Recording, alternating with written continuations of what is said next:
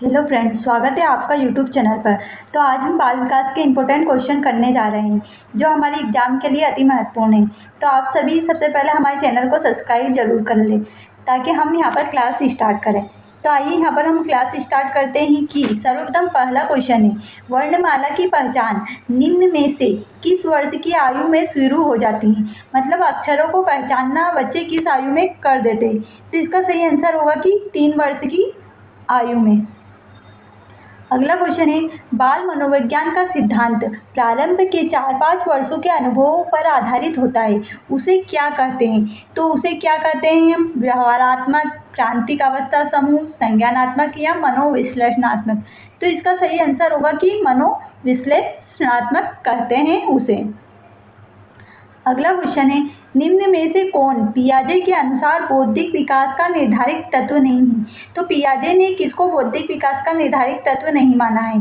सामाजिक संचरण, अनुभव, संतुष्टिकरण या इनमें से कोई नहीं।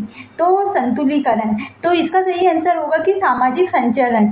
सामाजिक संचरण को पियाजे ने बौद्धिक विकास का निर्धारित तत्व नहीं माना है। अगला क्वेश्चन है, ए बायोग्राफिकल स्केच ऑफ इन्फेंट किसके द्वारा लिखी गई थी। तो यह पुस्तक डार्विन नामक वैज्ञानिक के द्वारा लिखी गई थी। अगला क्वेश्चन है, निम्न में से किसके लिए शिक्षा का अधिकार अधिनियम 2009 लागू नहीं होता। तो किसके लिए लागू नहीं होता, निःशक्त बच्चों के लिए, 6 से 14 वर्ष की आयु के वर्ग के बच्चों के लिए, या 14 से 18 वर्ष के आयु के बच्चे के लिए, या बच्चों की नियमित उपस्थिति के लिए। तो इसका सही आंसर होगा कि 14 से 18 वर्ष की आयु के बच्चों के लिए यह नियम लागू नहीं था, क्योंकि इसमें 6 से 14 वर्ष की आयु तक के बच्चे के लिए यह नियम लागू था। अगला क्वेश्चन है, मानकीकृत परीक्षण का क्या अर्थ होता है। तो मानकीकृत परीक्षण मतलब विश्वसनीयता से, वैधता से, मानकता से या उपरोक्त सभी से। तो मानकीकृत परीक्षण मतलब हम परीक्षा ले रहे हैं उसमें कितनी विश्वसनीयता है, वैधता है, मानकता है।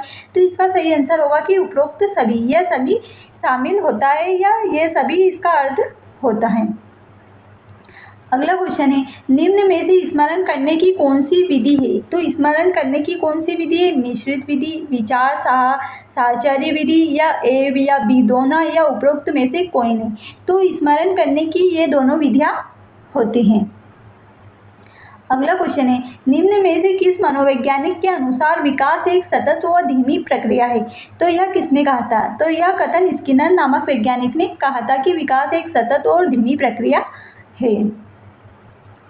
अगला क्वेश्चन है कि बहुबुद्धि सिद्धांत के अनुसार सभी प्रकार के पशुओं, खनिजों और पेड़ पौधों को पहचानने और वर्गीकृत करने की योग्यता क्या कहलाती है। तो संज्ञानात्मक गतिविधि, मनोगतिविधिक प्रक्रिया, मनोवैज्ञानिक परिघटना, भावात्मक व्यवहार। तो इसका सही आंसर होगा कि संज्ञानात्मक गतिविधि कहलाती हैं, क्योंकि संज्ञानात्मक मतलब हमारे विचारों से ही हम उनको संज्ञान या हमारे ज्ञान से ही हम उनको पहचान सकते हैं। अगला क्वेश्चन है कि व्यक्तित्व विकास कैसी अवस्था है। व्यक्तित्व विकास की अधिगम एवं वृद्धि, व्यक्तिगत अध्ययन, उपचारात्मक अध्ययन या इनमें से कोई नहीं। तो इसका आंसर सही होगा कि अधिगम एवं वृद्धि, इसका सही आंसर होगा।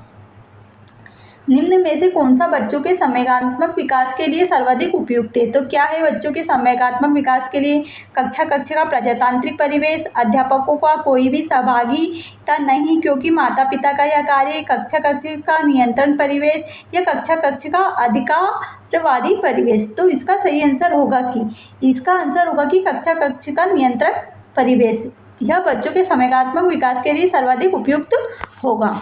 विकास में वृद्धि से क्या तात्पर्य। अगला क्वेश्चन है कि विकास में वृद्धि से क्या तात्पर्य, ज्ञान में वृद्धि, संवेग में वृद्धि, वजन में वृद्धि या आकार, सोच, समझ, कौशलों में वृद्धि। तो इसका सही आंसर होगा कि आकार, सोच, समझ, कौशलों में वृद्धि। अगला क्वेश्चन है कि पियाजे के अनुसार विकास को प्रभावित करने में निम्न में से कारकों में से किसकी महत्वपूर्ण भूमिका होती है। तो किसकी महत्वपूर्ण भूमिका होती है, पुण्यबलन की, भाषा की, भौतिक विश्व के साथ अनुकूलन की या अनुकरण की। तो इसका सही आंसर होगा कि पियाजे के अनुसार विकास को प्रभावित करने में भौतिक विश्व के साथ अनुभव की महत्वपूर्ण भूमिका होती है। अगला क्वेश्चन है हमारा कि तनाव व क्रोध निम्न में से कौन सी अवस्था है।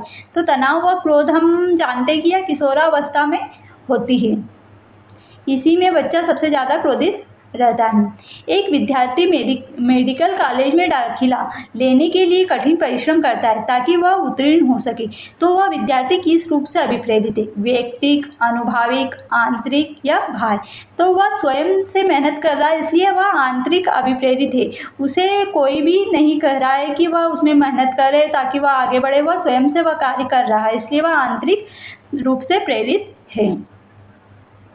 अगला क्वेश्चन है कि बालक का विकास किसका परिणाम है। तो बालक का विकास किसका परिणाम होता है, वंशानुक्रम का, वातावरण का, या वंशानुक्रम वातावरण की अंतःक्रिया का, या आर्थिक कारकों का।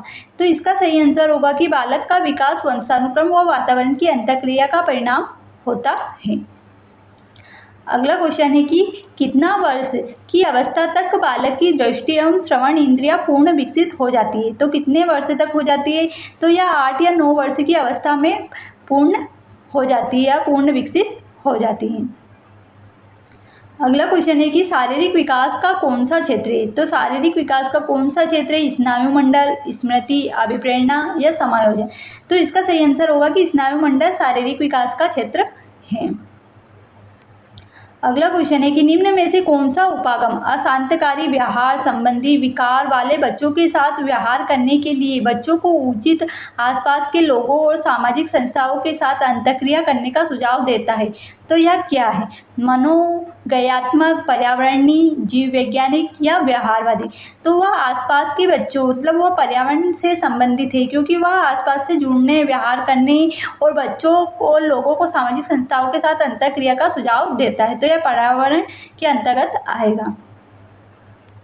अगला क्वेश्चन है कि श्यामपट्ट पर लिखते समय सबसे महत्वपूर्ण निम्न में से क्या है। तो श्यामपट्ट पर लिखते समय सबसे महत्वपूर्ण क्या होता है, अच्छी लिखावट, लेखन में स्पष्टता, बड़े अक्षरों में लिखना या छोटे अक्षरों में लिखना। तो इसका सही आंसर होगा कि अच्छी लिखावट ही श्यामपट्ट पर लिखते समय सबसे महत्वपूर्ण विशेषता होती है। इस प्रकार बच्चों आज हमने बाल विकास के बहुत ही इंपॉर्टेंट क्वेश्चन किए और उन्हें समझा भी। तो यह आपके एग्जाम के लिए वर्ग 3 व वर्ग 2 दोनों के लिए ही इम्पोर्टेंट है। तो आप सभी हमारे चैनल को सब्सक्राइब कर जरूर जाएं। धन्यवाद।